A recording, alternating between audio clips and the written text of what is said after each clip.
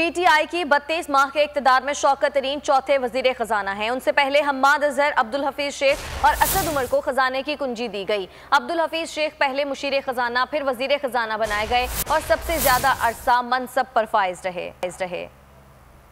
असद उमर ने वज़ारत ख़ज़ाना का कलमदान 20 अगस्त 2018 को संभाला। पूरी कौम की नजरें नए वज़ीर ख़ज़ाना की जानिब थीं। अवाम रिलीफ के मुंतज़िर थे। महंगाई ने कमर दोहरी की हुई थी, लेकिन फिर क्या हुआ?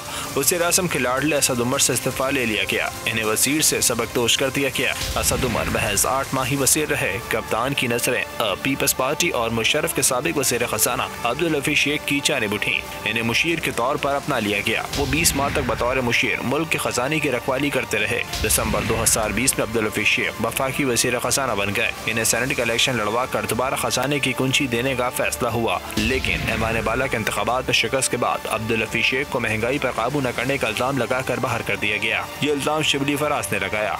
वज़ीर आज़म इमरान खान की नजरें अब हम्माद अज़हर पर पड़ी, लेकिन हम्माद अज़हर के वज़ीर बनते ही शौकत तरीन का नाम भी गूंजने लगा और अब चंद हफ्तों बाद शौकत तरीन को वज़ीर ख़ज़ाना बना दिया गया।